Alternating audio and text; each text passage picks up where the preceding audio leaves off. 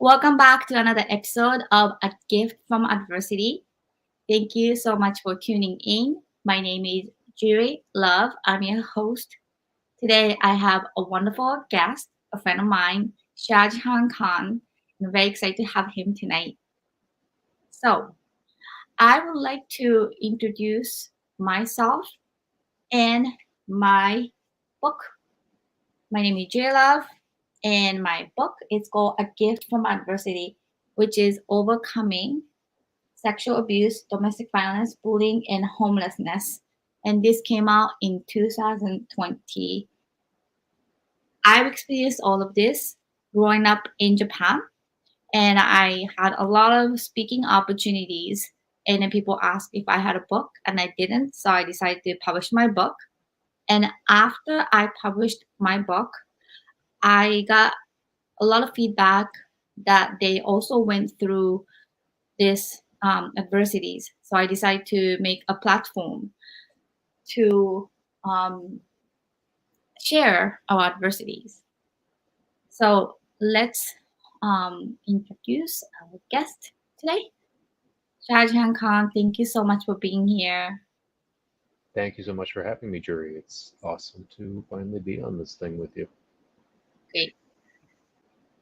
So can you tell our audience your name and then what you do, and then if you have a website or social media? Yeah, sure. As Juri mentioned, my name is Shahjehan Khan.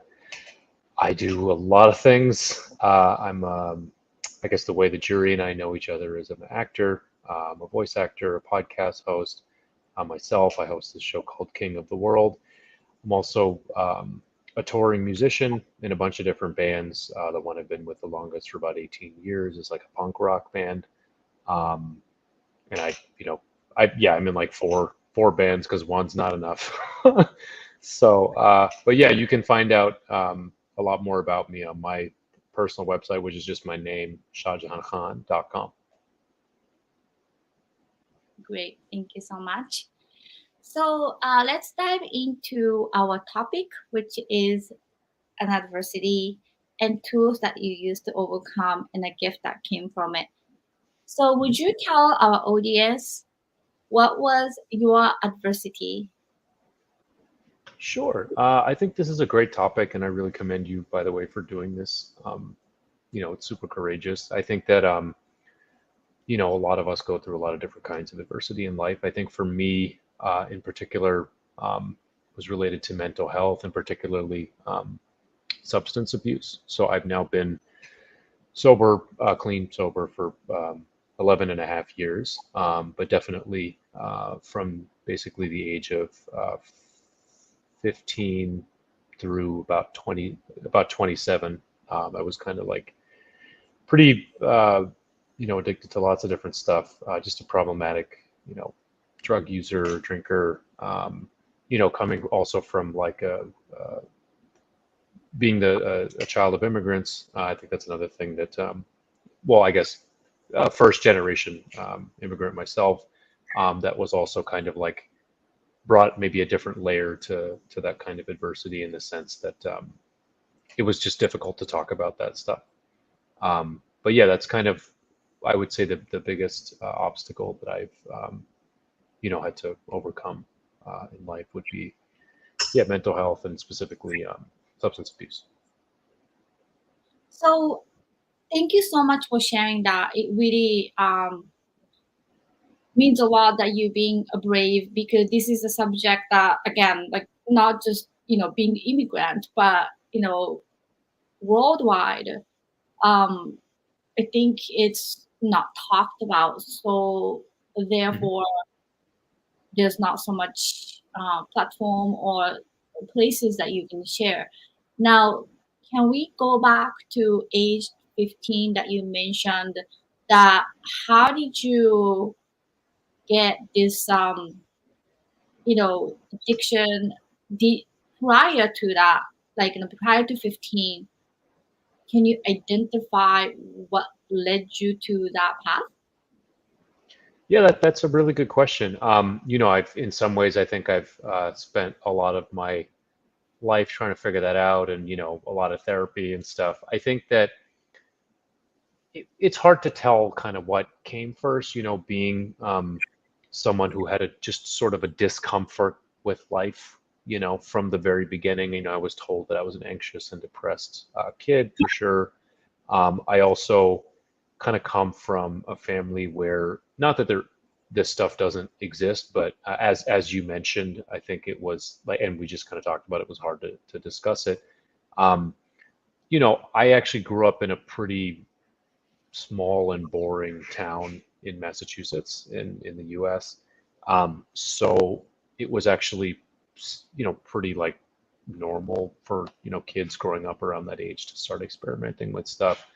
And I think that, like, for me personally, it was something that I latched onto immediately in a way that, like, my friends didn't, and it became something that, like, sort of right away, it seemed that I was somebody that wanted to escape, escape my feelings, and just didn't have a strong sense of identity, a strong sense of self for whatever reason. And I think a lot of, not just immigrant kids, but particularly first generation immigrant kids go through that thing where it's the whole, like, how much of the the host, American culture are you going to absorb? What are you going to hold on to from your family? And not everybody, again, most people that, drink and do drugs are fine actually, but those of us that aren't, for whatever reason, that's kind of, it's just tougher for us, and I don't know if it's because I had a predisposition to anxiety and depression that was the case, or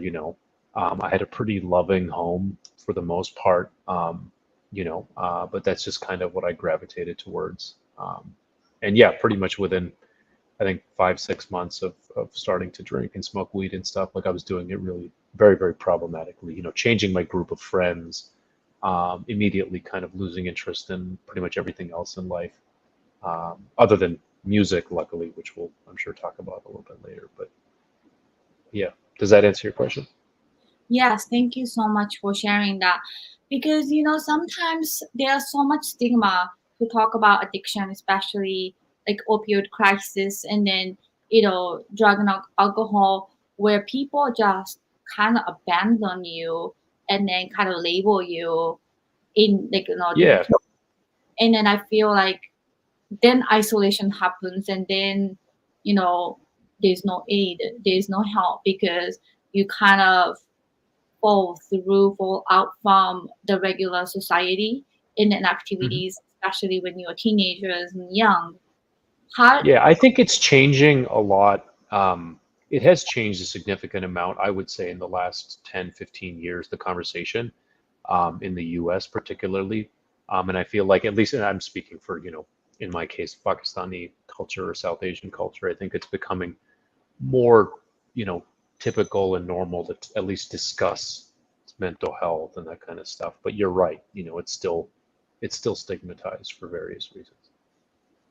so when you were in the middle of this challenge between, you said, 15 to 27, um, Mm. do you recall like some of the feelings, like maybe lost or not sure, or do you recall some of those, like, Yeah, oh, I have to do this, or absolutely. Yeah, I mean, I can still feel them very as if they were, not as strong, but yeah, I can definitely put myself back in the mindset of, hopelessness and fear, and having this, and they call it in recovery programs often, it's called a terminal uniqueness, feeling like you're the only one that is like you.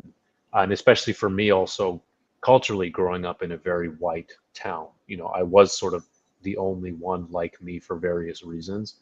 And then I kind of became sort of like overnight, almost like the high school stoner in a way, and I adopted that identity very quickly. And so it just, yeah, so definitely feeling like, not enough of XYZ, also in my case, having, pretty accomplished parents, and not being interested in the typical stuff that, whatever boring suburban America tells you you're supposed to be interested in, whether it's like college or this and that. So yeah, it was kind of, that's the kind of stuff I was going through, and frankly, that I not even past high school, when I started to get into, at some point, music became a thing and my band started to get popular and stuff, and but behind that, the substance stuff was kind of still happening. So even though I was in some ways outwardly, it seemed like I was doing well, I still felt very like alone for various reasons. But that's like you mentioned, I think the most common thing is isolation and hopelessness. What do you say about terminal, unique something? Yeah, that's a term that I heard in and I'm sure we'll get to this a little bit later, but in places like AA and NA and different 12-step recovery programs, excuse me. Um, I've heard this term called terminal uniqueness, which I understand to be the feeling that I'm just, I'm the only one like me, and and that's like it's terminal, and basically, leading later to like suicide attempts and stuff like that. So does that make sense? Yeah, I just never heard of it, but it's interesting. So, did you mention about suicidal, like terminal uniqueness related to? Yeah, so it got to a point for sure when after high school, I barely made it to the end of high school, and then I got to college and I dropped out, and I did eventually did attempt suicide 3 different times, and one of the three was quite serious, So I'm in many ways very, very lucky that it didn't, work. But yeah, that's also a part of my story. I'm very sorry to hear that. And then thank you so much for being brave to share it on my podcast today. And I don't Yeah. take it lightly. Like all my guests, for episode 49, almost 50 episodes, um, had shared significant trauma and tragedies. And I just really appreciate you because I grew up in Japan and I didn't know like terminal uniqueness, the term, but I sure did feel alone. And I Mm. sure did feel lost. And especially when I was going through child sexual abuse and then domestic violence, bullying all at once between age 8 to 13, especially around 13 and 14 and 15. That's when I try to kill myself, and I said it. I described it on my in my book. I gave from adversity, like vividly, the moment that I thought of it, and I'm very glad that didn't succeed. And how did you come out of it? After, I mean, like we're gonna talk a little bit more, but so you said what, like you said after the high school, and you kind of dropped out of college, and then Mhm. that became as an action. And did the addiction get worse after that attempt? Yeah, yeah. So I mean, I have to, you know, give a lot of credit to my family, and my parents who, when initially the first few years when kind of they realized what was going on, it was still, we kept it a secret within the family. But if it was, they're the ones that really were there for me, and got me a therapist and stuff, and frankly, gave me a place to live and all this, and um, but yeah, it was sort of a long, arduous process. It wasn't like I went to the hospital and immediately, kind of believed everything that people were telling me. I kind of was like, well, and also one thing I didn't mention is, so my main drug that I, was into was actually cannabis. So, which is traditionally also seen as like not that big a deal, you know. Um, so that was kind of another, I don't know, I just kind of was like, well, but I did eventually get into a couple other things, but that was like the main thing for me. So um, the complicated part in there was that in between the high school, the college, and finally getting like sober for real, I did find some success in music. So whereas before I felt that my life was purposeless, at some point it did seem like there was a purpose there, and that I was able to maybe hide in that for a while, if that makes sense. to be like a functional person, a function. Some people say functional addict or whatever, a problematic user or something. So I did have a period of time where it felt like, oh, I found what I'm supposed to be doing, and maybe if I can just manage everything, only get high in this situation and not in this situation. Only I won't get high in the studio, or I won't get high if I'm playing concerts live. We're touring all over the world and stuff, and um, but eventually I crossed all of those lines and all that. But yeah, by the time, so it was just kind of like a few years of kind of going in and out of recovery programs, sort of having a therapist, but not really disclosing everything to him that was really going on. And finally, it eventually got to a point where I did lose even the ability to show up for the music. And I think that was the last straw for me in many ways. That I'd found a lot of kind of incredible success with that, and it was supposed to be like my childhood dream, and like what kid doesn't want to be whatever, like a rock star or something. But the very last night that I was kind of out was after a very prestigious gig in Boston Common for New Year's Eve. And I remember all being only interested in just getting high. We were getting paid. It's one of the best gigs you can play in Boston, is to play on first night on New Year's. And I remember just not even speaking to the rest of the band, and just like getting this check, and just being interested in buying drugs the next day. And pretty soon after that, I almost got arrested. And that was like the last, that was the thing that I was always like, well, that never happened to me. And at that time also, I wasn't necessarily aware of living life in the suburbs, being, although yes, I am like a non-white person, but being this kind of non-white person in like a comfortable suburb versus a different kind of non-white person, maybe that might have had something to do with why I didn't get arrested, or get in trouble with law enforcement and stuff. So these are things that I had no concept of. But that was kind of the final straw. And then I was left with nothing, so I couldn't really, there's nothing to hide behind anymore.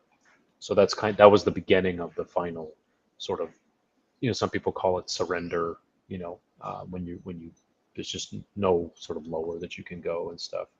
Um, and yeah, that was kind of when I finally sort of started to go into recovery programs of my own free will, rather than feeling like somebody was like forcing me to go, or and really starting to take like a hard look at um, where my life was at, and like where I wanted it to go. And then how old were you at that point? Remember? 27. I Oh, was 27. Yeah, that's yeah, 27. And how old are you yeah. now? I will be 39 in October. So yeah, actually, so this year will be, if I make it, which I think I will have been sober for 12 years, and that is also the exact amount of time that I used drugs. So it's kind of there's these little milestones, along the way, and I realized a little while ago that I used drugs and drank and stuff for about 12 years. So now I will have been clean and sober for 12 years. So it's kind of cool. It's not there's no like science necessarily behind it, but it feels like a final like reset, you know. Wow. Well, thank you so much for being so brave and honest and then genuine, authentic on Yeah. this very topic. I met you through modeling job first, and then Yep. I got to write an article about some of the theater group that you were involved. Um, would you mind to talk about the theater group that I wrote an article, and then how you maybe found them? Yeah, for sure. So I'm not with them anymore, but they're one of the things that really saved my creative life. So they're now called Second Act, but at the time they were called the Improbable Players. And this is a theater troupe that was founded by this woman, Lynn Bratley, who herself was an alcoholic, and she was in recovery, decided that she wanted to create works of theater related to addiction and recovery, and wanted to start a company that would actually hire actors that were sober, that had been through addiction and recovery, to just tell these very simple, 45-minute uh, performances and plays about this. And you do the performance usually at a school, or excuse me, a community center or something like that. And the best part was, at the end you would have like a talk back with the audience, where people could just kind of ask you questions. And that was for me, along the way. The other thing, other than music, which I actually really loved since I was a kid, was acting. And it was something that I kind of lost along the way. I sort of, with addiction and stuff, yeah, I just never, it was a dream that I thought had died completely. So I remember being at a specific recovery meeting for artists that are in recovery. And this woman stood up and she was saying that there were these auditions happening for this theater, for her theater company. And I was still too nervous at that point to do it. So I waited about a year until I actually like worked up the courage to kind of find out more about it. And a couple of my friends in AA and NA had auditioned or had been part of the troupe. And so yeah, I just walked into their office in Watertown and auditioned, and I got the part like on the spot. So I was hired, and then I became a working actor, and it was like, that was like a really amazing gift for sure. So that, Yes. you can say that was the start of, really the start of my acting career. Absolutely. And I just want to let audience know I'm a journalist, and then I'm a Rotarian for the Fox Rotary Club. And then part of the Rotary Club, so let me explain a little bit how I met you for the improver players, because we had this community committee that we were working with Safe Coalition for tackling the opioid epidemic. This is before the pandemic, with the police officers and then the community resources and the father whose son suffered with addiction. And along the way, I think they met the improbable players, and then I was introduced to, and then I think we, invited you, and then I wrote an article, and I went to see the theater, and it was very powerful because the role play, and then what ifs, and then the family dramas, and the dialogues, and then again Q&A, and I thought it was really powerful setting in the way that a lot of people who's never been through adversity don't understand the magnitude of the loneliness that Mm, you just described, terminal uniqueness, which I've never heard. But um, when I was in Japan in the middle of the crisis, the mental health was never talked about, sexual abuse, PTSD was never talked about. And then luckily, I wasn't like in Japan, it's very less chance to be exposed to marijuana or type of drugs because it's so illegal in Japan. mm, So we don't really have access to those things. However, alcohol, yes, there's vending machine mm. that we don't have ID. I've never heard of ID. Like I remember having a drinking party at like sixth grade, and then people were throwing up at my, kind of Oh, like wow. place, and it like I was just done with it like a sixth grade because I've seen like so many like nastiness from like alcohol because we have no regulation in terms of alcohol, but marijuana we do. So I Oh, would wow. Okay. say it's very interesting that say lack of those identity crisis or maybe being immigrant, being isolated, or not accepted, like or abuse, whatever the reason it is, when you latch onto this kind of addiction, like again, in the middle of addiction, I think it's very hard to even recognize you're addicted.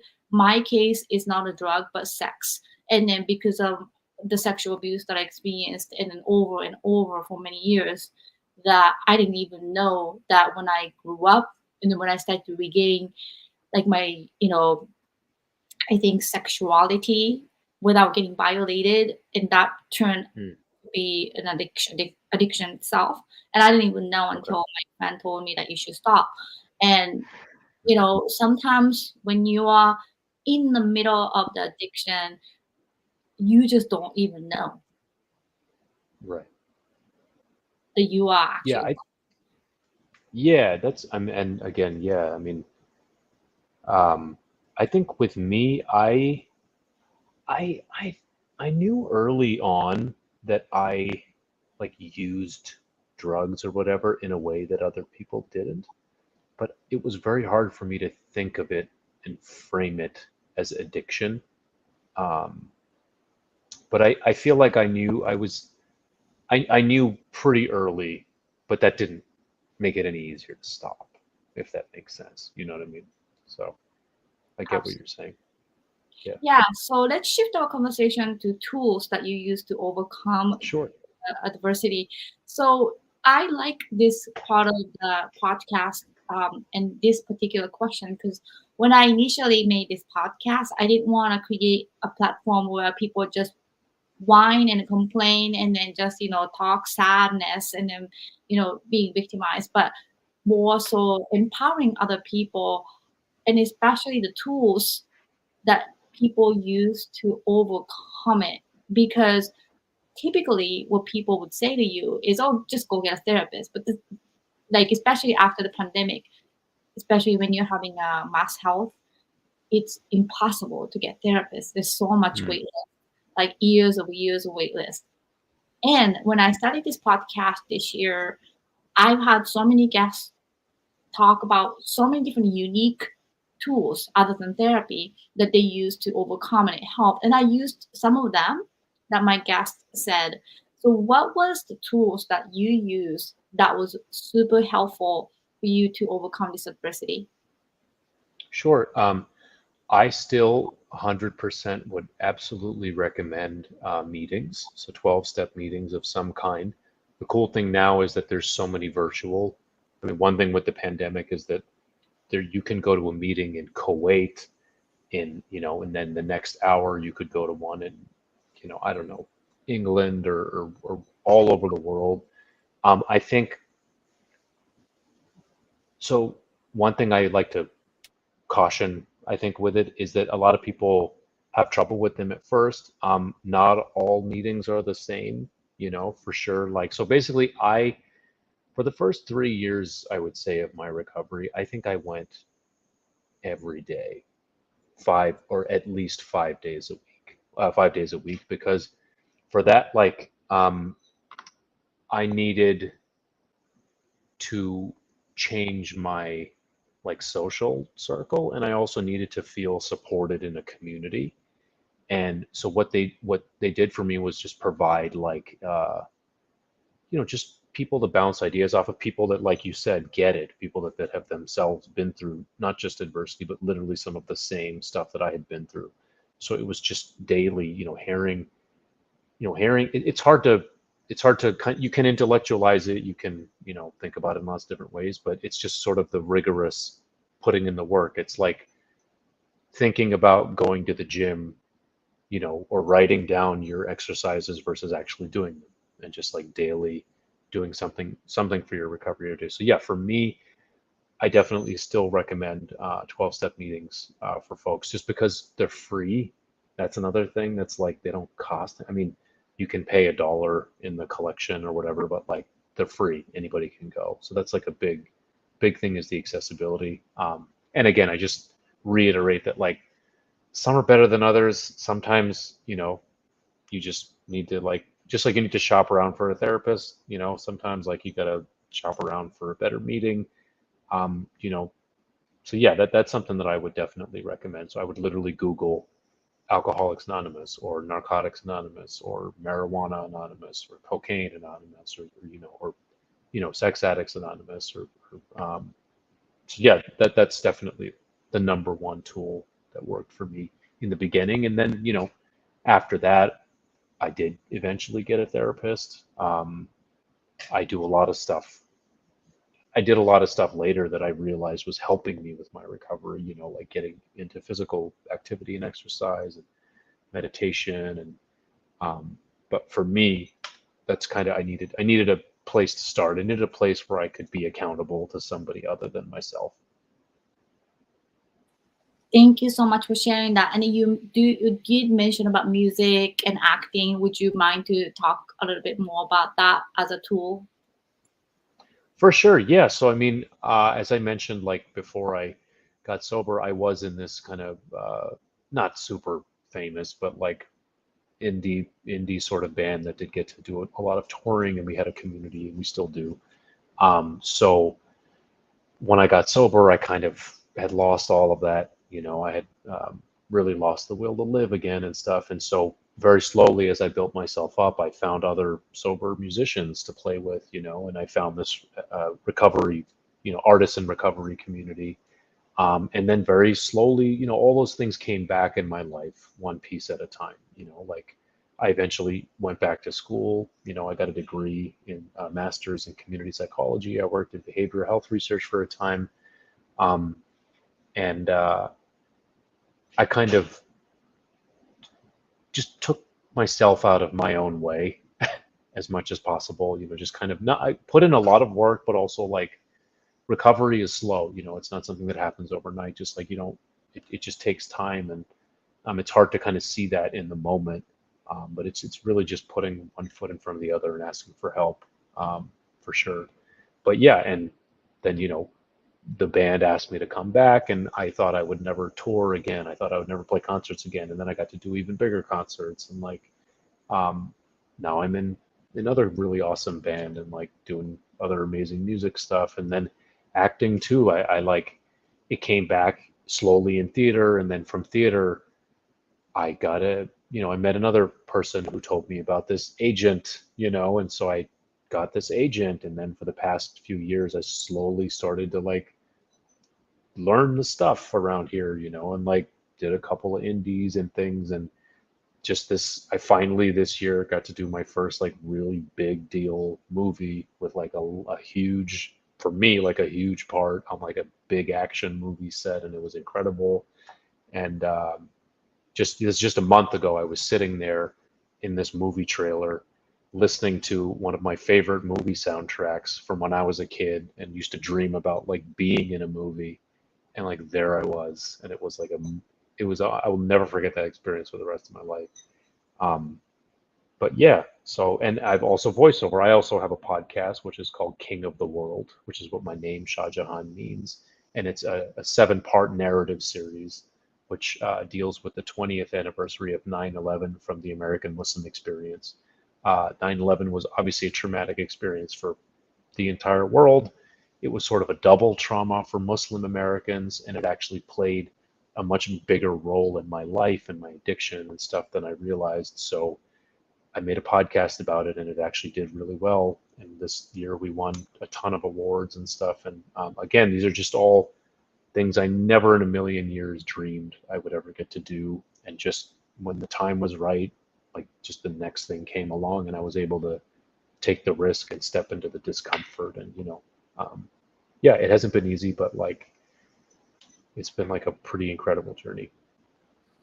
I am so happy to hear, especially about the movie part. So We'll exciting. talk about that later offline. Oh my gosh. So I did Don't Look Up with my son, Jaden. Yeah, And I was in a movie trailer, and just the funny story that I didn't even know yeah. how to turn off the heater. Like, how do you turn off the heater? Because it was so cold. Everyone was freezing, but I had this fancy trailer with so much heat on. And then the second day, I finally figured out there's like a knot thing under the bench thing. But anyways, I have a question. Somebody named Brian Pun.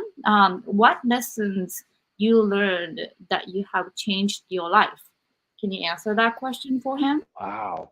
What lessons have I learned that have changed my life? I think the biggest one is probably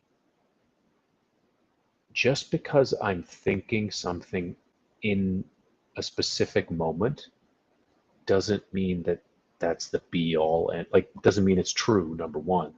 Number two, it doesn't mean that I'm going to feel the same thing 24 hours from that moment. Um, and also to just kind of like that's one.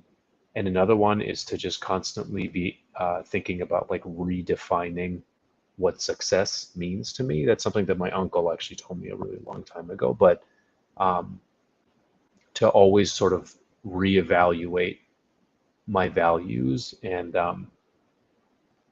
pause and take time to kind of like really think about what it is that what do I think success in any given circumstance means, whether that's like whatever success obviously is like a creative person, but also as just like a human being, as like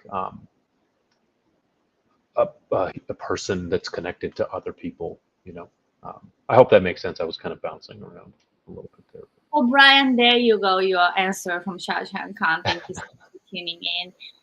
So I really appreciate all these tools, and especially music and acting. That's right in my league. And let's actually dive into a little bit more specific about music. And especially, it's kind of interesting because you were doing like height of music touring and stuff when you were in this addiction stage, and also still after that sober stage. Like, would you say throughout this process of being addict and sober, maybe would you say music played a big role as a tool for you to kind of navigate through this? Yeah, man, absolutely. So, I mean, music is the one thing that has always been there in my life, since the age of, I don't even know, 3, 4, 5. So it's always, no matter how far I fell down, like it was always the thing that I could come back to. And it was the place that I felt safest, and it was the place where even all this like identity stuff, all this like inner turmoil, like it, I, that was always the thing that I felt like that it saved me in the end.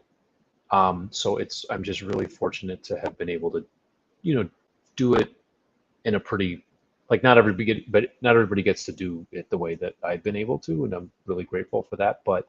Um, but yeah, it's even honestly, even in the last, because and the journey doesn't stop. Like again, just because I've been sober 11 years, I'm still like learning a lot about myself. And like just last year, I'm currently I'm in Providence, in Rhode Island. I'm at my bandmate's place. So I've been in this other band for about a year and a half, and um, the reason I am in it is because I honestly took a risk. I kind of my other band that I'd been with for 18 years was kind of dying down, and I was still in this place where I was like, oh man, will I ever do anything cool or meaningful again? And so it was time to take a risk and try something new. So I reached out to this old friend, and we got together last year, and we've been kind of inseparable musically since. And so there's always room to grow. There's always like new things that I'm learning about myself, and definitely like new experiences out there. It's just yeah, it's hard to think to realize that just 11 years is not that. It's a significant amount of time. It's not that long, but like yeah, 11 years ago, like I could not have dreamed of like I just been kicked out of my band, and like I never could have imagined that my life would look the way that it looks today.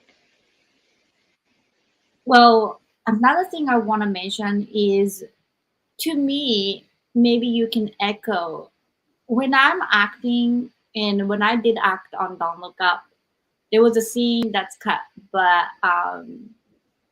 Oscar winning director, writer Adam McKay told me to be more panicky and then like, on the edge. And I was able to like right back to my PTSD panic attack mode on $1 million set in front of the camera. And I think that is such a unique toolbox that I have as somebody who went through the adversity versus maybe who's never been to this kind of traumatic situations or you know adversity. Have you kind of experienced that on a set that where you have some access to, or like in the theater too, like deep emotional connection, instant connection that you can make when you're playing these characters?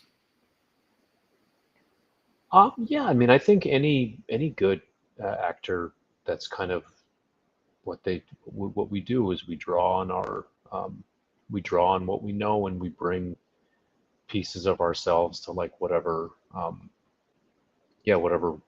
role we're like asked to play. I don't know so much that I'm like grateful for it in that sense. I mean, I'm obviously grateful for everything that I've been through, but yeah, I mean, it's not hard for me to like draw on traumatic stuff, I guess.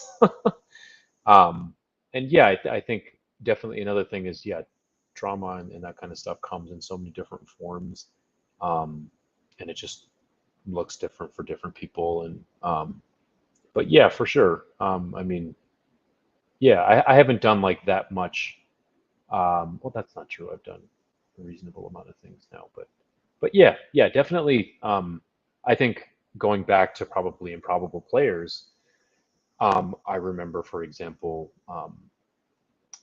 my parents being in the audience for one show, and that bringing out some, we're in a particular play, for example, we're playing a family where I'm playing a father, actually a father of two children, a son who's like going through some heavy stuff, and and knowing that my father was in the audience also kind of brought it home in like a different way.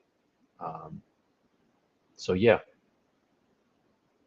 Well, thank you so much. So my last question is a gift that came from the adversity. So how would you say a gift that came from your adversity? Just a second chance, second, third, fourth, fifth, sixth, 10th chance at life, and it's just a beautiful life. I mean, I any day if I choose to look at my life, I mean, I have a wonderful partner. I'm married. I'm there for my family. I'm just doing everything, literally everything I ever wanted to do as a creative person and more. And just a life basically is the gift. 11 years ago, or even earlier than that, the world was just so small to me, and it's just become endless, you know. Well, thank you so much. Before we close our show, A Gift from Adversity, I would love to give you a chance and a voice to some people who may be going through some similar adversity. What would be your advice? Yeah, I think I mentioned it already. Specifically, if it's substance abuse related, find a meeting literally right now. You can go on Google, you can look up Alcoholics Anonymous, or Narcotics Anonymous, or just and find them. There's literally thousands and tens and thousands of meetings you can go to online. There's probably at least five on any given night in all major cities. So just do something for your recovery every day. Well, thank you so much. And thank Thank you you for, for having me. yes, absolutely. And thank you for our audience for tuning into another episode of A Gift from Adversity. I have another show coming up tomorrow night. So I'm very excited. And thank you again, Shahjehan, and I will see you soon. Sounds good.